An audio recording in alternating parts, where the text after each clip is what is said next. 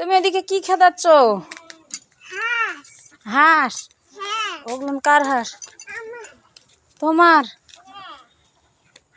এই যে পুকুরে হাঁস এসছে,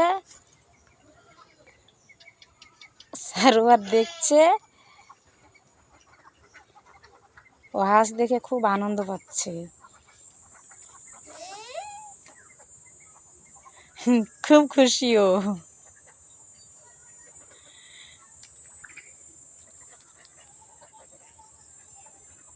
হাঁসটা ধরতে পারলে না?